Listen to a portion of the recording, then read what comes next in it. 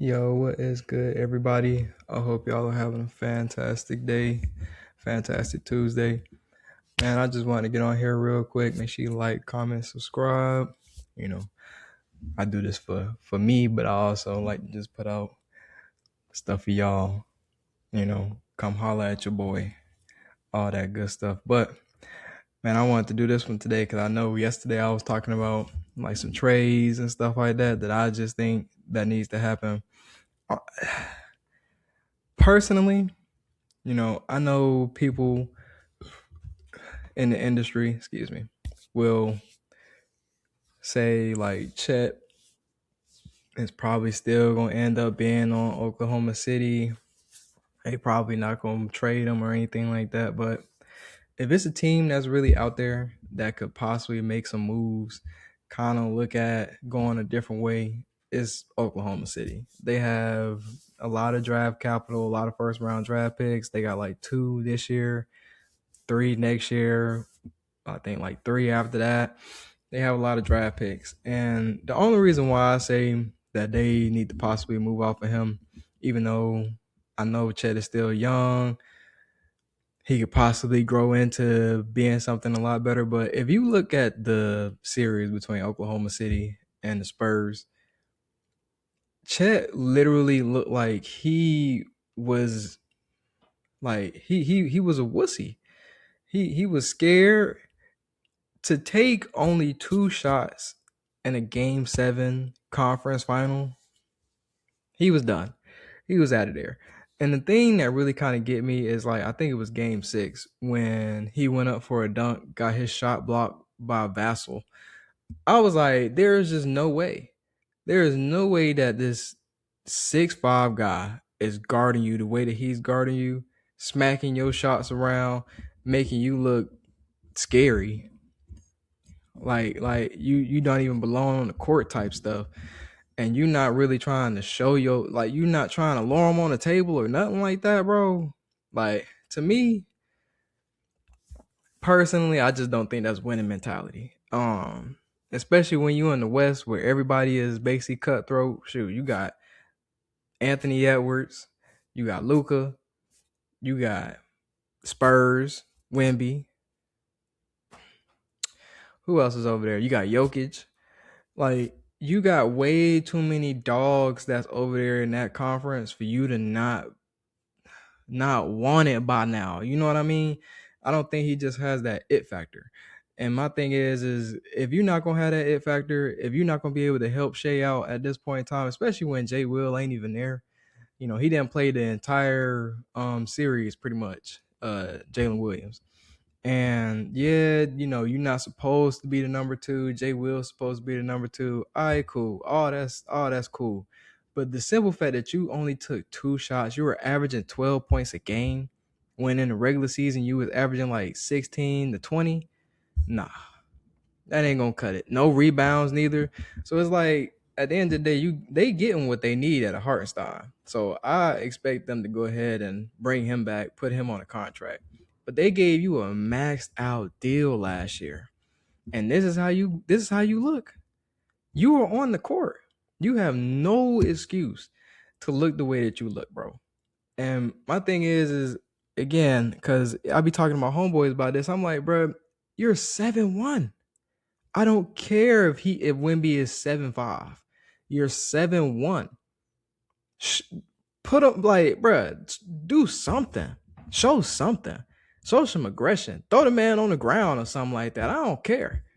He would if he could have just when he dunked on him or something like that. I think he blocked him and then gave him a little shove or something like that. If bro would have knocked him to the ground. I'm like, all right, you know what I'm saying? You showing a little mustard, you feel me? Showing that you got some grit. But nah, like, you ain't even do nothing. You just walked off. And I'm like, all right, bro. Like, I just don't see it. I don't see the want. I don't see the grit in that guy. So, maybe we'll see something in the offseason where if they keep him, he, get to work. He changed his game up a little bit, get a little offensive bag or something like that. But you were a number 2 overall pick. Wemby was a number 1. Y'all are basically the same pick, bro. Are you showing that you were a number 1 overall talent right now, no, you are not. Like, and the thing is yeah, he looked good throughout the regular season. He looked good against every other team. But when it comes to the Spurs, it's like that man disappears. It's like he becomes a shadow of himself. And my thing is you can't, if you're gonna be in the West, they ain't gonna be able to slide. Especially when, again, I brought up all those other cats. We still got old heads that's still trying to get buckets. Steph Curry gonna be back next year with possibly a team. Kevin Durant gonna be with the Rockets. I think that's they gonna possibly make something shake as well because they were a number 2 seed a year ago. So at the end of the day, people can say all they want to, but if Oklahoma City can't get that group to win another championship between next year and the year after, it's gonna be a bad look because at the end of the day, like they really are they got one of the best point guards, you got one of the best small forwards, and you supposedly have one of the best centers in the league. You got 3 people on your team. There is not a lot of people that can say we got 3 people on our team that we are building around. And the only group that you think of just off the top of your head that's a dynamic duo is the Celtics. And Jaylen Brown talking about he want to blow that up. He hinting at it. Even though I don't really think that he want to leave. I think he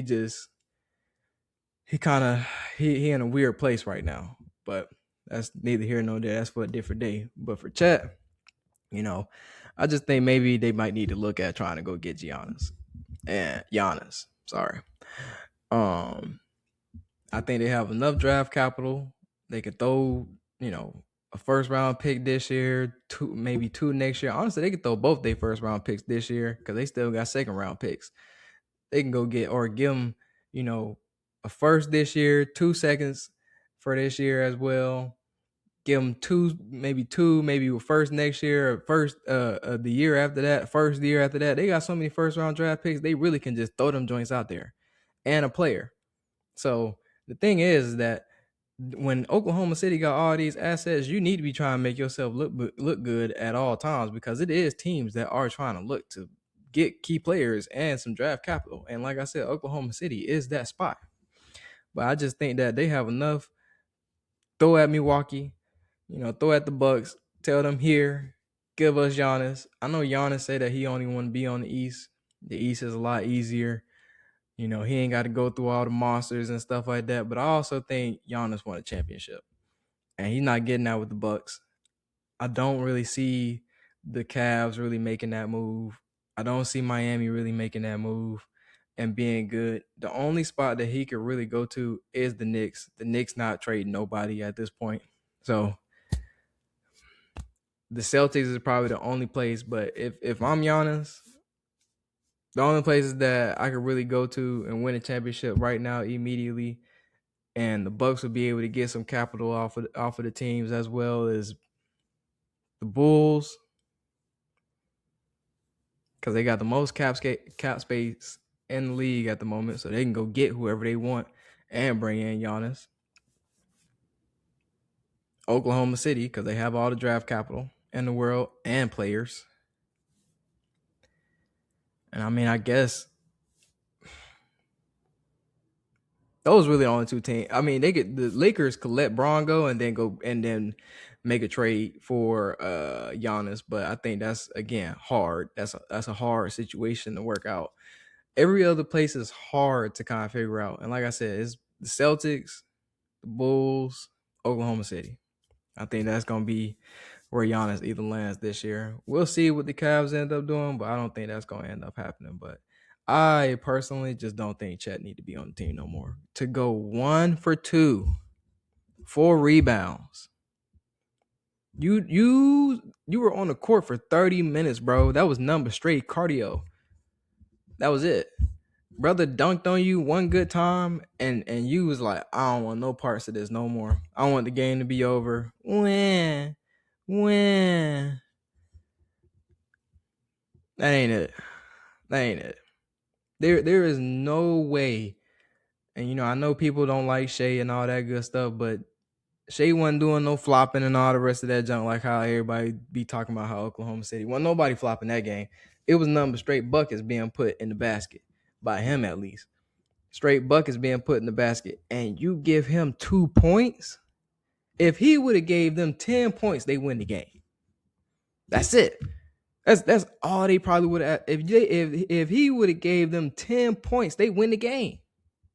So personally, I think if you have Giannis, SGA on the same court, Giannis is able to negate a whole bunch of that, and he ain't backing down from Wemby. I think when they went against each other the last time, that was what, 2 years ago or a year ago. That Giannis versus Wemby game was fire, very good. And honestly, just imagine, Chet go over there, he hoops, balls out. They get some draft picks, they build around you. I think that's still a good situation for you, and you getting a whole bunch of first round draft picks and stuff like that. They can build around Chet, but Shea is the key piece in Oklahoma City, and you got to put some pieces around him that's gonna be able to help him. Because at the end of the day, Wemby 6'5", 7'5". It's only so much Shea can do, and he 6'5" with, he got some first round draft picks around him, but no, the Spurs have had the number 2, number 1, number 4. Then they come back with the number 2. Like, they didn't have 3 years back to back to back top 5 draft picks. Every last one of those draft picks are dynamic in their nucleus right now. So at the end of the day, Oklahoma City, they might have had some luck getting, a first round, a top 3 draft pick with Chet, and then I think Jay Will was 12, his class. So they might have got some luck, but at the end of the day, Shea just needs some help. He just needs some help, just a little bit. Again, they only lost by 9. You give him 10 points, they win. I just think it's time for him to go. Maybe next year he'll be able to show us a little different. And even Shea, he wasn't trying to like beat him down in the interviews and stuff like that. I just think that he not trying to put the blame on him, but that's okay. That's why you got people like us out here that's gonna look at the real and give you the real. Brother was scared, and he need to go. That's my personal opinion. Bring in Giannis, something that's a known commodity. If he get hurt, we done seen Shea can still win you 60 games, 60 plus games.